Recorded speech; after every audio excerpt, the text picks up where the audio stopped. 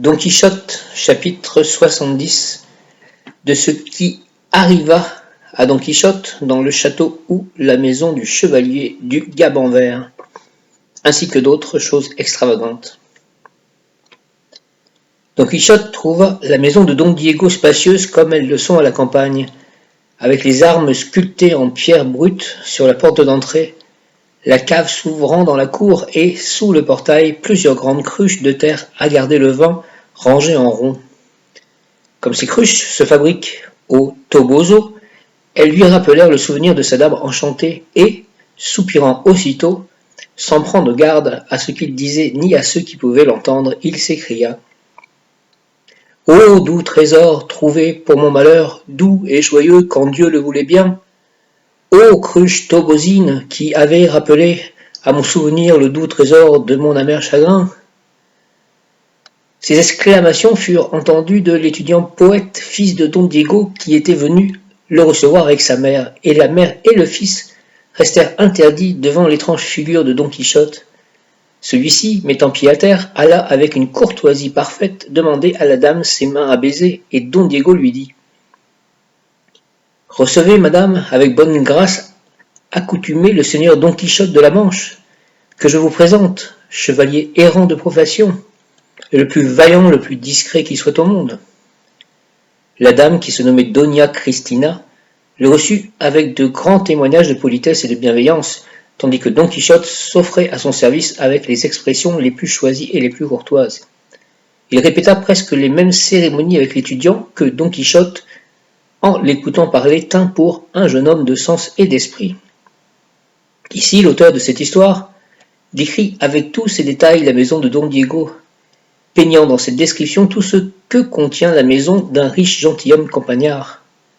Mais le traducteur a trouvé bon de passer ces minuties sous silence parce qu'elles ne vont pas bien à l'objet principal de l'histoire, laquelle tire plus de force de la vérité que de froide digression.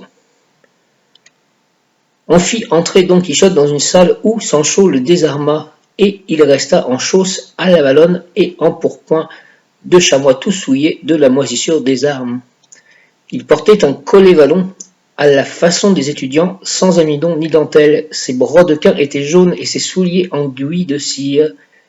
Il passa sur l'épaule sa bonne épée qui pendait à un baudrier de peau de loup marin et qu'il ne saignait pas autour de son corps, parce qu'il fut, dit-on, malade des reins pendant de longues années. Il jeta enfin sur son dos un petit manteau de bon drap brun, mais, avant toute chose, dans 5 ou 6 chaudronnets d'eau, car sur la quantité des chaudronnets il y a quelques différences, il se lava la tête et le visage, et pourtant la dernière eau restait encore couleur de petit lait grâce à la gourmandise de Sancho et à l'acquisition du fatal fromage blanc qui avait si bien barbouillé son maître. Paré de ses beaux atours, et prenant une contenance aimable et dégagée, Don Quichotte entra dans une autre pièce, où l'attendait l'étudiant, pour lui faire compagnie jusqu'à ce que la table fût mise, car pour la venue d'un si noble hôte, Madame Doña Cristina avait voulu montrer qu'elle savait bien recevoir ceux qui arrivaient chez elle. Pendant que Don Quichotte se désarmait, Don Lorenzo, ainsi se nommait le fils de Don Diego, eut le temps de dire à son père « Que faut-il penser, seigneur, de ce gentilhomme de votre grâce? Il vient de nous amener à la maison. Son nom, sa figure, et ce que vous dites qu'il est chevalier errant nous ont jeté, ma mère et moi, dans une grande surprise. » « Je n'en sais vraiment rien, mon fils, répliqua Don Diego. Tout ce que je puis dire, c'est que je l'ai vu faire des choses dignes du plus grand fou du monde, et tenir des propos si raisonnables qu'il effaçait ses actions. Mais parle-lui toi-même, tâte le pouls à sa science, et, puisque tu es spirituel, juge de son esprit ou de sa sottise le plus convenablement possible, bien qu'à vrai dire, je le tienne plutôt pour fou que pour sage. Après cela, Don Lorenzo alla, comme on l'a dit, faire compagnie à Don Quichotte, et, dans la conversation qu'ils eurent ensemble, Don Quichotte dit, entre autres choses, à Don Lorenzo « Le seigneur Don Diego de Miranda, père de votre grâce, m'a fait part du rare talent et de l'esprit ingénieux que vous possédez. Il m'a dit surtout que votre grâce est un grand poète. » « Poète, c'est possible, dit Don Lorenzo, mais grand, je ne m'en flatte pas. La vérité est que je suis quelque peu amateur de poésie et que j'aime à lire les bons poètes, mais ce n'est pas une raison pour que l'on me donne le nom de grand poète, comme a dit mon père. Cette humilité me plaît, répondit Don Quichotte, car il n'y a pas de poète qui ne soit arrogant et ne pense de lui-même qu'il est le premier poète du monde. Il n'y a pas non plus de règle sans exception, reprit Don Lorenzo, et tel peut se rencontrer qui soit poète et ne pense pas l'être. Peu sont dans ce cas, répondit Don Quichotte, mais dites-moi, je vous prie, quels sont les vers que vous avez maintenant sur le métier et qui vous tiennent à ce qu'on m'a dit votre père, un peu soucieux et préoccupé? Si c'est quelque chose par hasard, je m'entends assez bien en fait des gloses, et je serais enchanté de les voir. S'il s'agit d'une joute littéraire, que votre grâce tâche d'avoir le second prix, car le premier se donne toujours à la faveur ou à la qualité de la personne, tandis que le second ne se tient que par stricte justice, de manière que le troisième devient le second, et que le premier à ce compte n'est plus que le troisième, à la façon des licences qui se donnent dans les universités. Mais cependant, c'est une grande chose que le nom de premier prix. Jusqu'à présent, se dit tout bas Don Lorenzo, je ne puis vous prendre pour fou. Continuons. Il me semble, dit-il, que votre grâce a fréquenté les écoles. Quelle science avez-vous étudié? Celle de la chevalerie errante, répondit Don Quichotte, qui est aussi haute que celle de la poésie, et qui la passe même d'au moins 2 doigts. Je ne sais quelle est cette science, répliqua Don Lorenzo, et jusqu'à présent je n'en avais pas ouï parler. C'est une science, repartit Don Quichotte, qui referme en elle toutes les sciences du monde. En effet, celui qui la professe doit être jurisconsulte et connaître les lois de la justice distributive et commutative pour rendre à chacun ce qui lui appartient. Il doit être théologien pour savoir donner clairement raison de la foi chrétienne qu'il confesse, en quelque part qu'elle lui soit demandée. Il doit être médecin et surtout botaniste pour connaître au milieu des déserts et des lieux inhabités les herbes qui ont la vertu de guérir les blessures, car le chevalier errant ne doit pas chercher à tout bout de champ quelqu'un pour le panser. Il doit être astronome pour connaître par les étoiles combien d'heures de la nuit sont passées, sous quel climat, en quelle partie du monde il se trouve. Il doit savoir les mathématiques, car à chaque pas il aura besoin d'elles, et laissant de côté, comme bien entendu, qu'il doit être orné de toutes les vertus théologales et cardinales. Je passe à d'autres bagatelles, et je dis qu'il doit savoir nager comme on dit que nager le poisson Nicolas. Il doit savoir ferrer un cheval, mettre la selle et la bride, et remontant aux choses d'en haut, il doit garder sa foi à Dieu et à sa dame. Il doit être chaste dans les pensées, décent dans les paroles, libéral dans les œuvres, vaillant dans les actions, patient dans les peines, charitable avec les nécessiteux, et finalement demeurer le ferme champion de la vérité, dût-il pour la défendre, exposer et perdre la vie. De toutes ces grandes et petites qualités se compose un bon chevalier errant.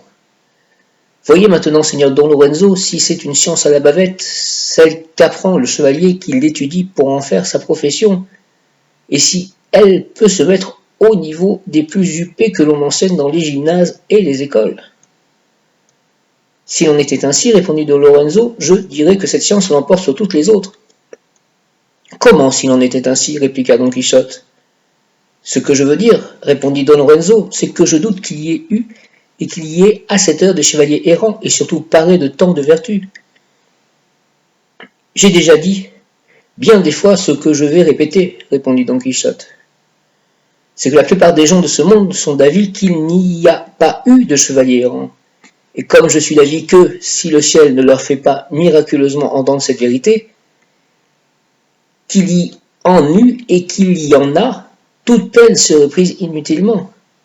Ainsi que me l'a maintes fois prouvé l'expérience, je ne veux pas m'arrêter maintenant à tirer votre grâce de l'erreur qu'elle partage avec tant d'autres. Ce que je pense faire, c'est prier le ciel qu'il vous en tire et vous fasse comprendre combien furent véritables et nécessaires au monde les chevaliers errants dans les siècles passés et combien ils seraient utiles dans le siècle présent, s'ils étaient encore de mise. Mais aujourd'hui triomphe pour les péchés du monde, la paresse, l'oisiveté, la gourmandise et la mollesse. Voilà que notre hôte nous échappe, s'écria tout bas Don Lorenzo. Mais pourtant c'est un fou remarquable, et je serais moi-même un sot de n'en pas avoir cette opinion. Là se termina leur entretien parce que l'on appela pour dîner. Don Diego demanda à son fils ce qu'il avait pu tirer honnête de l'esprit de son hôte. Je déchire, répondit le jeune homme, tous les médecins et tous les copistes de rien tirer du brouillon de sa folie. C'est un fou, pour ainsi dire, entrelardé qui a des intervalles lucides. On se mit à table, et le dîner fut, comme Don Diego avait dit en chemin qu'il avait coutume de l'offrir à ses convives, bien servi, abondant et savoureux. Mais ce qui enchanta le plus Don Quichotte, ce fut le merveilleux silence qu'on gardait dans toute la maison, qui ressemblait à un couvent de Chartreux. Quand on eut enlevé la nappe, récité les grâces et jeté de l'eau sur les mains, Don Quichotte pria inchamment Don Lorenzo de lui dire les vers de la joute littéraire. L'étudiant répondit « Pour ne pas ressembler à ces poètes qui, lorsqu'on leur demande de réciter leurs vers, s'y refusent, et quand on ne les leur demande pas, nous les jette au nez, je dirai ma glose, de laquelle je n'espère aucun prix, car c'est uniquement comme exercice d'esprit que je l'ai faite. »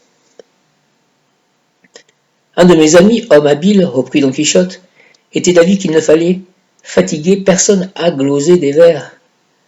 La raison, disait-il, c'est que jamais la glose ne peut atteindre au texte, et que la plupart du temps elle s'éloigne de son sens et de son objet, que d'ailleurs les lois de la glose sont trop sévères, qu'elles ne souffrent ni d'interrogation, ni les mots dit-il ou dirais-je, qu'elles ne permettent ni de faire avec les verbes les substantifs, ni de changer le sens propre au figuré, et qu'enfin elles contiennent foule d'entraves et de difficultés qui enchaînent et embarrassent les glossateurs, comme votre grâce doit parfaitement le savoir.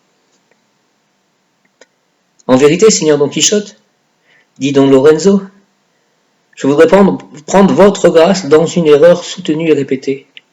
Mais je ne puis, car vous me glissez des mains comme une anguille. Je n'entends pas, répondit Don Quichotte, ce que dit ni ce que veut dire votre grâce par ces mots, que je lui glisse des mains. Je me ferai bien entendre, répliqua Don Lorenzo, mais maintenant que votre grâce veuille bien écouter les vers glosés et la glose. Les voici. Si pour moi ce que fut revient à être, je n'aurai plus besoin d'espérer. Ou bien que le temps vienne déjà de ce qui doit ensuite advenir. Glose. À la fin, comme tout passe, c'est passé aussi le bien qu'en un temps m'avait donné la fortune libérale. Mais elle ne me l'a plus rendu ni en abondance ni avec épargne. Il y a des siècles que tu me vois, fortune, prosterné à tes pieds, rends-moi mon bonheur passé et je serai pleinement heureux si, pour moi, ce qui fut revient à être.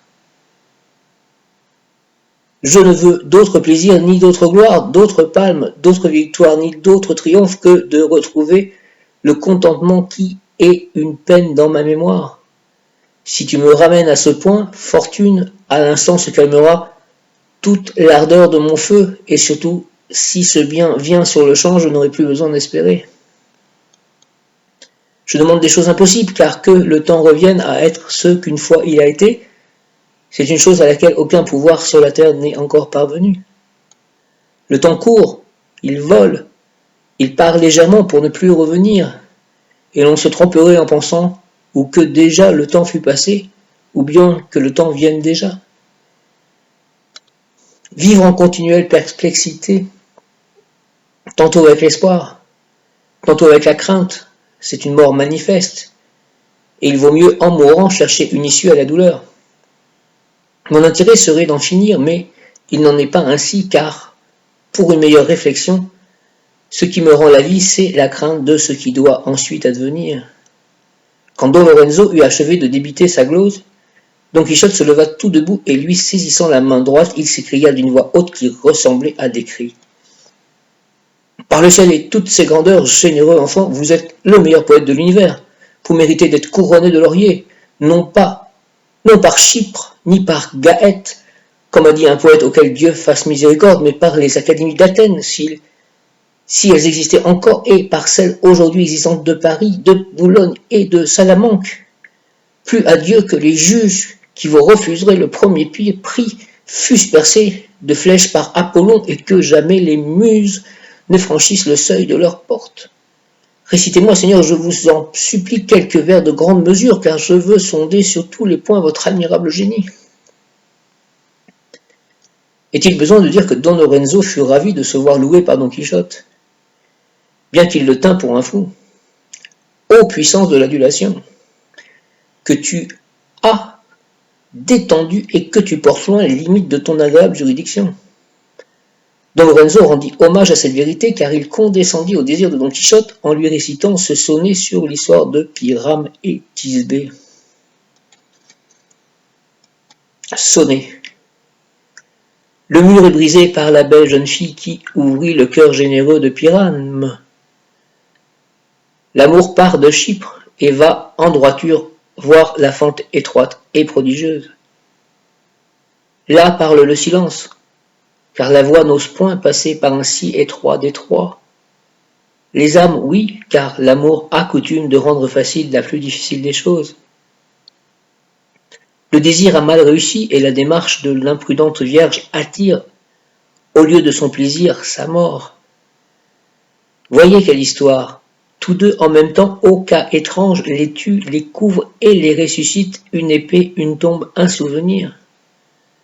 Béni soit Dieu, s'écria Don Quichotte quand il eut entendu le sonnet de Don Lorenzo parmi la multitude de poètes consommés qui vivent aujourd'hui.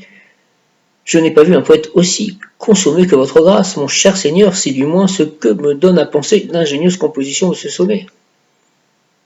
Don Quichotte resta 4 jours parfaitement traité dans la maison de Don Diego. Au bout de ce temps, il lui demanda la permission de partir. « Je vous suis très obligé, lui dit-il, du bon accueil que j'ai reçu dans votre maison, mais comme il sied mal au chevalier errant de donner beaucoup d'heures à l'oisiveté et à la mollesse, je veux aller remplir le devoir de ma profession en cherchant les aventures dont j'ai connaissance que cette terre abonde. J'espère ainsi passer le temps en attendant l'époque des joutes de Saragosse qui sont l'objet direct de mon voyage. Mais je veux d'abord pénétrer dans la caverne de Montesinos, de laquelle on compte tant et de si grandes merveilles dans ses environs. Je chercherai en même temps à découvrir l'origine et les véritables sources des 7 lacs appelés vulgairement lagune de Ruidera. » Don Diego et son fils louèrent hautement sa noble résolution et l'engagèrent à prendre de leur maison et de leurs biens tout ce qui lui ferait plaisir, s'offrant à lui rendre service avec toute la bonne volonté, obligés qu'ils y étaient par le mérite de sa personne et l'honorable profession qu'il exerçait. Enfin le jour du départ arriva, aussi joyeux pour Don Quichotte que triste et fatal pour Sancho Panza, qui, se trouvant fort bien dans l'abondance des cuisines de Don Diego, se désolait de retourner à la disette en usage dans les forêts et dans les déserts et d'être réduit aux chétives provisions de son bissac. Néanmoins, il le remplit tout comble de ce qui lui sembla le plus nécessaire. Quand Don Quichotte prit congé de ses hôtes, il dit à Don Lorenzo : « Je ne sais si j'ai déjà dit à votre grâce, et en tout cas je le lui répète, que si vous voulez abréger les peines et le chemin pour arriver au fait inaccessible de la renommée, vous n'avez qu'une chose à faire. Laissez le sentier de la poésie quelque peu étroit, et prenez le sentier de la chevalerie errante. Cela suffit pour devenir empereur en un tour de main. » Par ces propos, Don Quichotte acheva de décider le procès de sa folie, et plus encore par ceux qu'il ajouta. « Dieu sait, dit-il, si je voudrais emmener avec moi le seigneur Don Lorenzo pour lui enseigner comment il faut épargner les humbles et fouler aux pieds les superbes, vertu inhérente à la profession que j'exerce. Mais puisque son jeune âge ne l'exige point encore et que ses louables études s'y refusent, je me bornerai à lui donner un conseil. C'est qu'étant poète, il pourra devenir célèbre s'il se guide plutôt sur l'opinion d'autrui que sur la sienne propre. Il n'y a ni père ni mère auxquels leurs enfants semblent laids, et pour les enfants de l'intelligence, cette erreur a plus court encore. » Le père et le fils s'étonnèrent de nouveau des propos entremêlés de Don Quichotte, tantôt sensés, tantôt extravagants, et de la ténacité qu'il mettait à se lancer incessamment à la quête de ces malchanceuses aventures, terme et but de tous ses désirs. Après s'être mutuellement réitéré les politesses et les offres de service, Avec la gracieuse permission de la dame du château, Don Quichotte et Sancho s'éloignèrent, l'un sur Rocinante, l'autre sur le grison.